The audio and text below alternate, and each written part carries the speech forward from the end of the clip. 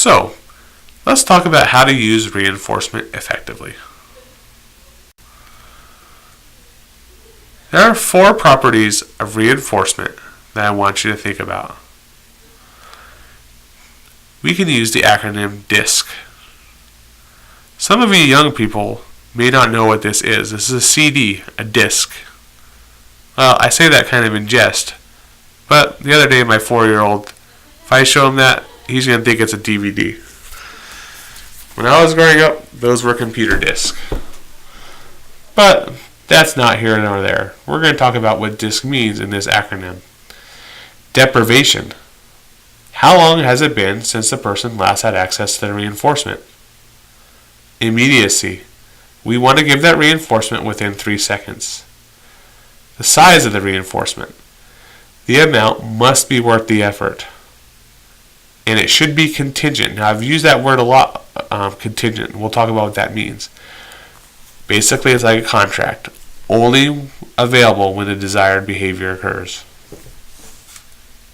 So again, these are properties of effective reinforcement. How long has it been since the reinforcer was last given? Give it within 3 seconds of the behavior occurring. That's the immediacy. The size, the amount must be worth the effort. And contingent, only available when the desired behavior occurs. Deprivation. The child is deprived enough of this reinforcer that it is actually motivating. When deciding, remember we're using this as for reinforcement, so when deciding to use an item for reinforcement, a particular item or activity, ask yourself, is there a motivating operation in place for the item or activity? Okay, so motivating operation, what is that? Well, we're going to cover that quite a bit in detail later, but basically a motivating operation is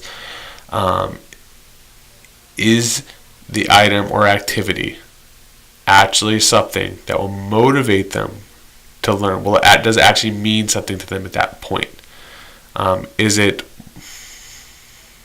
basically, best way to put it for this time frame is, does the situation where the person is at lead to that item being reinforcing? For example, if I want someone to use an umbrella, it would be a lot easier if it was raining outside or really sunny. That would be the motivating operation, it raining or being really sunny. But again, that's going to be covered a lot more later. For this idea, we just got to ask ourselves, is the situation leading to this item actually being motivating? Is the child reaching for asking for the item? How long has it been since the child had access to the item or activity? Basically, for deprivation, what we're looking at is, does the child or the individual we're working with have a desire? Have they been deprived enough of that item that it's actually motivating? For example, if I used, for using chocolate chips as reinforcement, and that child or individual just had like a half a bag of chocolate chips, they probably haven't been deprived of it long enough for it to actually serve as reinforcement. They may still want a few, but it's probably not going to be motivating to them.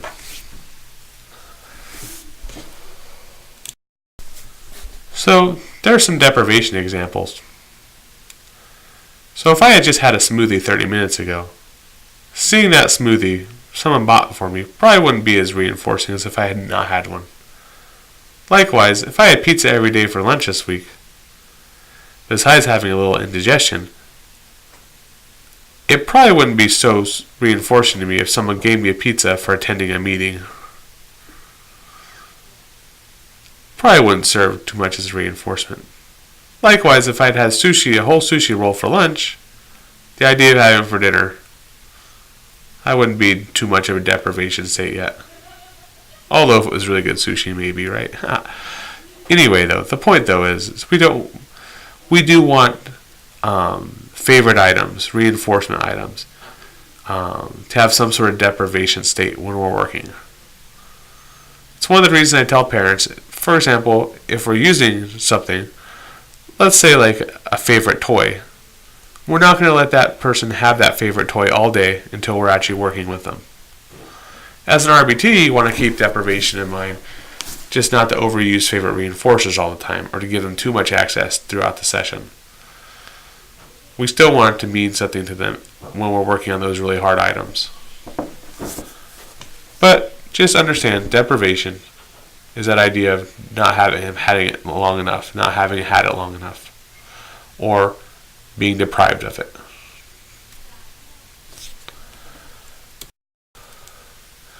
So immediacy, the I. Give reinforcement within 3 seconds after completion of the behavior. The longer you wait to reinforce, the less effective the reinforcement is. The longer you wait, the more likely to reinforce a different behavior than the desired behavior. For example, if I tell an instruction that says clap your hands and the person claps their hand and I wait longer than 3 seconds, maybe that person touches their nose or touches their ear, we're actually reinforcing both clap hands and touch nose or ear at that point, right? So we want to give it immediately. And we also want to make sure we're using behavior-specific praise, such as good job clapping your hands, so they know what we're reinforcing. Now, the immediacy one does have a little bit of a caveat. As the person gets more advanced, a little older, they can wait a little bit. Okay, but for the most part, and for this RBT presentation, we want you to be given reinforcement immediately after the completion of the behavior. So far, there's two dimensions of reinforcement that we've looked at: deprivation and immediacy. Okay, deprivation simply being, is the person deprived of that item enough? And immediacy, we want to give the reinforcement immediately within 3 seconds after the completion of the behavior.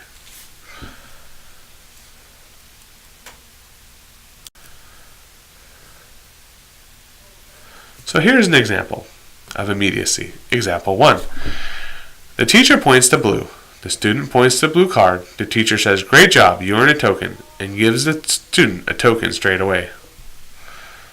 If the teacher had waited 20 seconds, the person may not know what they were getting reinforced for.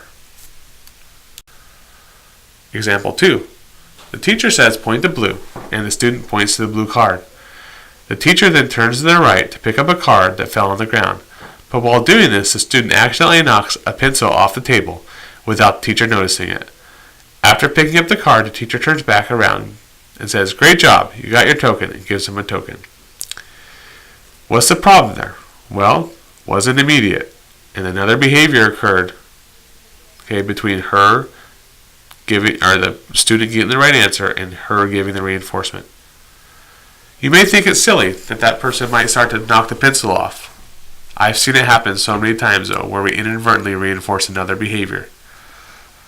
So it is important for the person to know what you're actually reinforcing, and one way to promote that is by giving reinforcement immediately. So in this example, the child might actually think that knocking the pencil off the table is what got them that token, depending on their skill level. So we just don't know. I don't know this kid very well. I don't know this kid at all in this example. But the point being, if you were to do that, they may start to think, okay, it's the pencil that was reinforcement, not actually picking the blue card. Again, it's going to depend on the experience of the individual. The point, though, is that you want to give reinforcement immediately.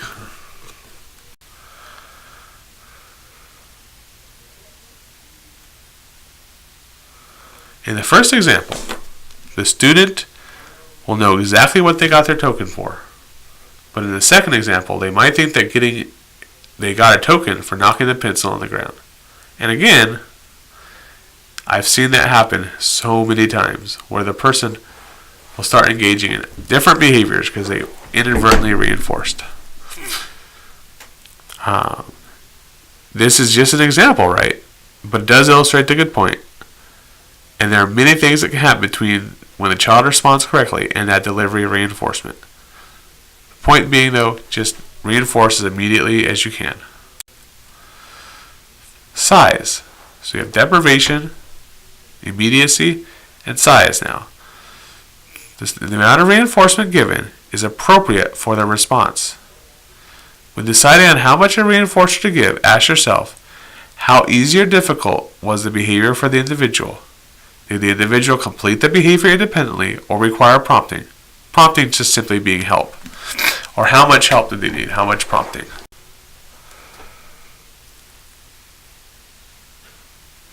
Size examples. Would you do these things for the amounts offered?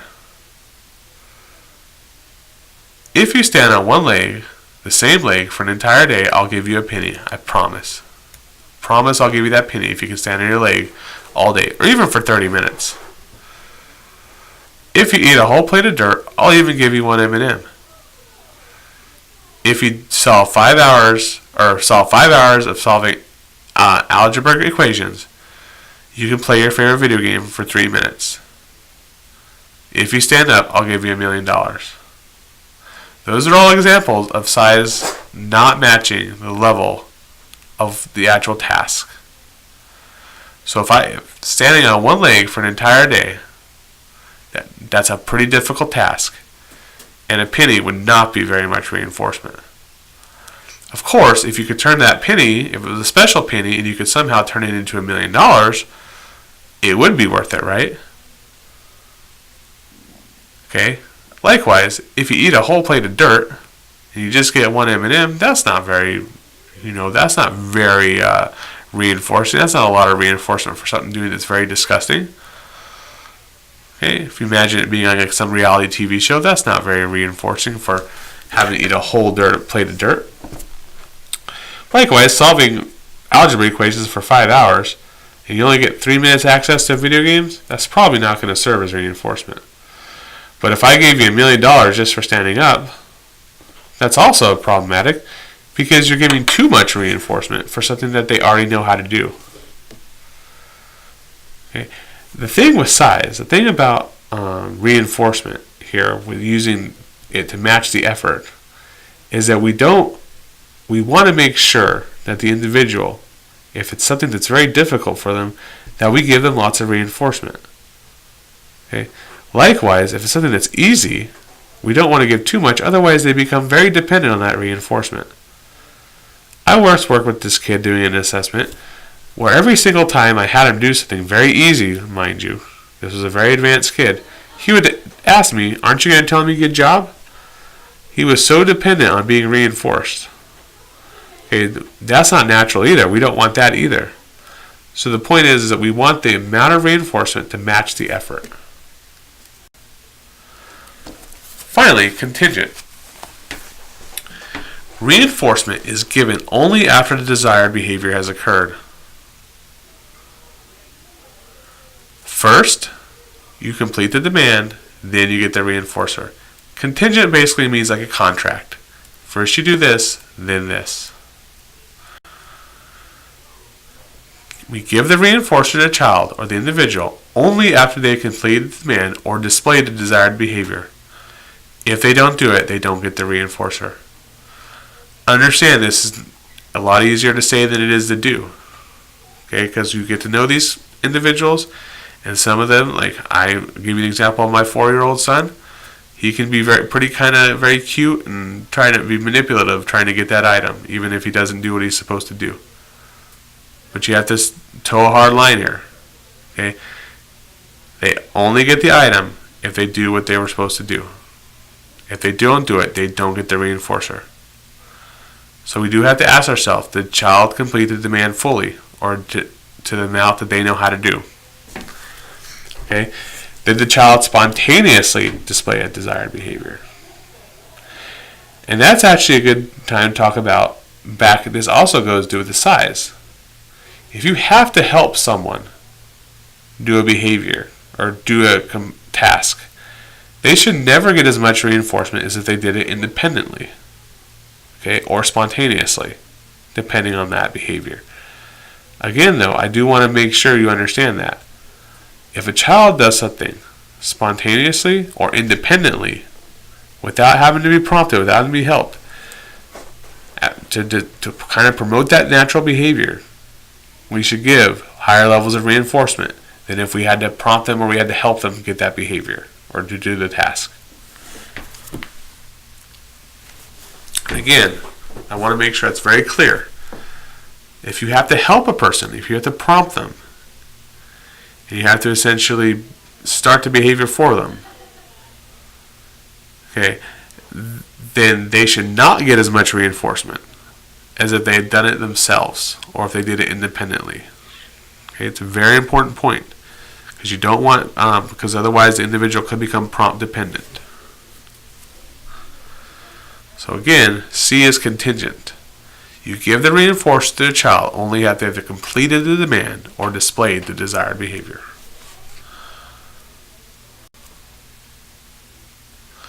So here it is in the ABC contingency. Contingent. A, the antecedent is the demand, the instruction. B, person completes the demand. C, consequence, the reinforcer is given. There's an example of when it would be not contingent. This is not what to do. You have the demand. The person doesn't complete the demand or does something different, but you still give the reinforcer. That would be not contingent. You don't want to fall into that trap. Okay? When we're working with reinforcement, we want to make sure that the person engages it contingently. That that the demand is placed, they complete the demand, and then the reinforcement is given.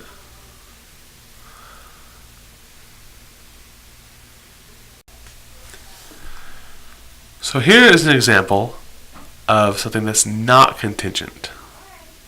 Okay. Let me read the example to you and we'll break it down. Martha finds her son Jack watching TV in the living room. She turns the TV off with the remote and puts on her parental lock so that Jack cannot turn the TV back on until Martha tells him the code. Martha tells Jack to clean his room and says that once he's finished he can continue watching TV. Jack whines at his mother and begs, "Come on, Mom, just 10 more minutes and then I'll do it." Martha says, "Fine, but only 10 minutes, then you must clean your room." She gives Jack the code and Jack continues watching TV. So is this contingent? No. Why? The demand that was placed on Jack was for him to clean his room before he got the code back to put the TV back on. Instead, he whined and his mom gave him the code. So it is not contingent. The demand that was to get the code back was to clean his room. He did not clean his room, but he still got the code. So it is not contingent. Now here is an example when it is contingent. Martha finds her son Jack watching TV in the living room. She turns the TV off with the remote and puts on her parental lock so that Jack cannot turn the TV back on until Martha tells him the code. Martha tells Jack to clean his room and says that once he's finished, he can continue watching TV. Jack whines at his mother and begs, "Come on, Mom, just 10 more minutes, and then I'll do it." Martha says, "Sorry, Jack, you must first clean your room." Jack whines and mopes over to his room, where he curses under his breath the entire time he is cleaning. Once he is finished, Martha gives Jack the code and Jack begins watching TV. So, the demand was, "Jack, please clean your room." And then you can get the code to continue watching TV. He then cleaned his room. Therefore, he got the code. This does serve a good point. Another good point, though, is that when we're working with contingency, we're looking at the behavior that's being performed and being asked of the person. Because even though he engages in problematic behavior, the whining and the moping and the cursing under his breath, he still did what he was asked to do. Therefore, Martha did a very good job of being contingent, of giving the desired item when the behavior that was desired occurred or asked was occurred. Can you imagine if she had gotten mad and said, "Nope, never mind, you were cursing"? That would have been problematic because nowhere in her instruction does it involve cursing. It was just, "Please clean your room." And that's exactly what Jack did. So it is contingent. It is your job to reinforce your patient's behaviors that are targeted in a patient's binders. Don't forget to reinforce bonus behaviors such as sharing toys, saying new words, trying new foods, completing difficult demands, etc. Catch them being good. I cannot emphasize this enough. Remember, you are providing an enriched environment for that individual. Make sure to catch them doing the actions that you want, even if it's not a formal program time. Make sure they know why you're reinforcing them. Tell them, hey, good job picking up the trash, or good job putting your toys away. Again, it is very important for you to become paired with all these reinforcers so that the person starts to expect them from you. And that way you have instructional control over them and a therapeutic rapport. And always be on the lookout for reinforcers. And keep it in mind to share that information with other technicians that are on the case. What works for you. Again, it's not, and also I don't want to lead anyone on to think that it's just the objects. It's how you use the objects. Be playful, be fun. Play with the toys. Make noises. Whatever you need to do to get that person's attention. It is your job, again, to reinforce your patient's behaviors. It's one of the primary jobs of the RBT when you're in with that patient. It is also your job to use reinforcement effectively. Use deprivation to your advantage. Make sure the person actually desires the things you're using motivators as motivators. Give reinforcement immediately. Give an appropriate size reinforcement for the behavior. And keep reinforcement contingent. Use that first, then contingency. First do this, then you get this. So, to review this section, there are 3 kinds of consequences. Punishment, which we do not use. Reinforcement, which comes after a behavior and increases that behavior in the future.